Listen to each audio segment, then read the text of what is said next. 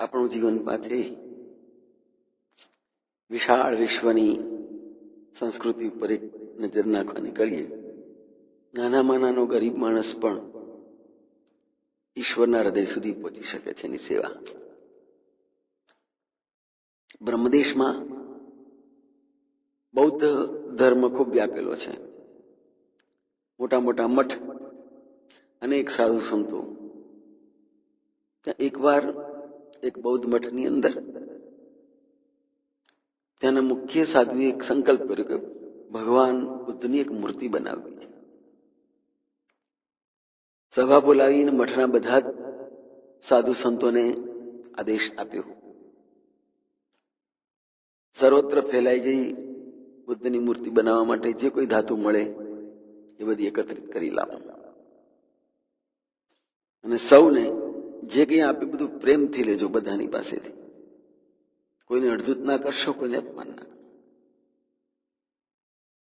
આમ આદેશ લઈને બધા જ સંતો જુદા જુદા વિભાગમાં, જુદા જુદા શહેર ગામોમાં નીકળ્યા. બધાએ તાંબા પિત્તળના વાસણો છે, ચાંદી છે, સોનું છે, જે કંઈ મળ્યું એ બધું જ લઈને ધીમે ધીમે સમય જતા પાછા આવવા લાગ્યા. એક સાધુ એક નાના સરખા ગામમાં ગયેલો, પણ ભીડ વધારે હતી, પાછા આવવાની ઉતાવળથી સમય થઈ ગયેલો હતો. એટલે ગામમાં એણે એક સાદ કર્યો. સૌ ભેગા થયા. ભગવાન બુદ્ધની મૂર્તિની સેવા માટે નાના મોટા દરેકે પોતપોતાનાથી બનતી સેવા આપવા માટે દોડી આવ્યા. બધાનું એકત્રિત કર્યું અને એમાં ખૂબ ભીડને ધક્કાધક્કી હતી. એક વૃદ્ધા પોતાની પાસેથી કંઈક આપવા ઈચ્છતી હતી, પણ ધક્કાધક્કીમાં ત્યાં સુધી ન પહોંચી શકી. થોડીક હડસેલાઈ પણ ગઈ. કાર્યક્રમ પૂરો કરીને લઈને આવ્યા. પેલી વૃદ્ધાની આંખમાં આંસુ આવી ગયા કે ભગવાને મારી જ સેવા ના સ્વીકારી. આમ પોતાના વસવસો લઈને પોતાની પાસે જે કંઈ હતું કપડાના છેડે બાંધીને પાછી નીકળી. આ બાજુએ સૌ એકત્રિત થયા. બધી ધાતુઓ એકત્રિત કરી ગાળી અને બીબામાં ઢાળવામાં આવી. દિવસ નક્કી કર્યા પ્રમાણે ઢાળી દીધું. પણ જ્યારે ખોલવામાં આવ્યું ત્યારે મૂર્તિ બિલકુલ બેડોળ હતી. એનામાં કોઈ આકાર જ નહીં. મુખ્ય સંતે આદેશ કરીને ફરીથી એ રસ બનાવ્યો, ફરી ઢાળવામાં આવી. તે વખતે પણ પરિણામ જોયું ન મળ્યું. આચાર્ય સંતે બધા સંતોને ભેગા કરીને પૂછ્યું કે ભાઈ, તમે જે લઈ આવ્યા છો એ બધાની પાસેથી સારી રીતે લઈને આવ્યા છો, આદરમાનપૂર્વક લઈ આવ્યા છો, કોઈનું છીનવી લીધું નથી ને, કોઈનું માગ્યું નથી ને, લોકોએ સાહજિકથી જ આપ્યું છે. કોઈ આપનારને હળધૂત તો નથી કર્યું ને, કોઈનું દિલ તો નથી દુભ્યું ને. આનો વિચાર કરો બધા જ, અને 2 દિવસની અંદર મને એનો જવાબ મળવો જોઈએ.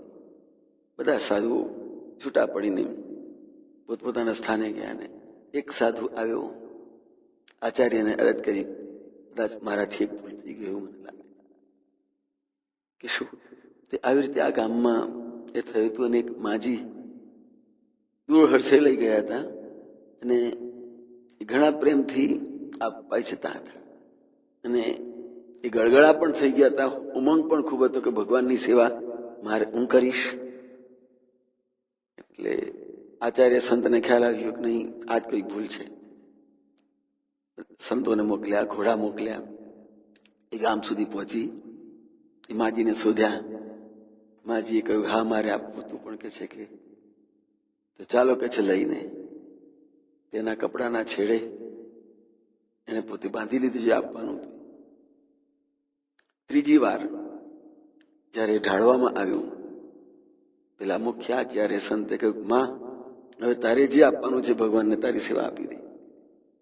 એને પોતાના કપડાથી છોડી અને એક પેની હતી તાંબાની, એના હાથે, એના પોતાના હાથે મુકાવડાવી અંદર, ત્યાંની અંદર નાખી. સમય જતા ઢાળેલું બીબું ખોલ્યું. સુંદર ભવ્ય મૂર્તિ. અને જે પેલી વૃદ્ધાએ પોતાની જે પેની પિત્તળની આપેલી એ બરાબર ભગવાન બુદ્ધના હૃદય ઉપર વચ્ચોવચ બેસી ગયેલી હતી. સૌને આશ્ચર્ય થયું. મુખ્ય આચાર્ય સંતે પણ કહ્યું, જુઓ, એક ઉમંગભેર એક ગરીબ ભલે કંઈક નાનું આપવાની કેટલી મહત્તા છે ઈશ્વરની અગાડી, કે બીજા બધા ઘણા બધું આપ્યું છે, પણ આ વૃદ્ધામાં એક હૃદયપૂર્વક પોતાની પાસે જે હતું એ આપવા માટે એનો જે ઉમંગ ભક્તિ હતી એનો સ્વીકાર ભગવાને ક્યાં કર્યો? હૃદયની અંદર. કોઈ પણ ધાર્મિક ક્રિયાની અંદર ક્યારેય કોઈનું પણ અપમાન ના થાય, કોઈની અવહેલના ન થાય, એ ખાસ જરૂરનું છે. એ તો ભગવાનનું હૃદય ધ્રુજી ઉઠે છે, કંપી ઉઠે છે. આ વૃદ્ધાની એક નાની પેની ભગવાન બુદ્ધે પોતાના હૃદય ઉપર એનો ધારણ કરીને એનો સ્વીકાર કર્યો. આ છે ગરીબમાં ગરીબ માણસની મોટામાં મોટી ભેટ ની સેવા કે ભગવાન એને ધારણ કરે છે. જય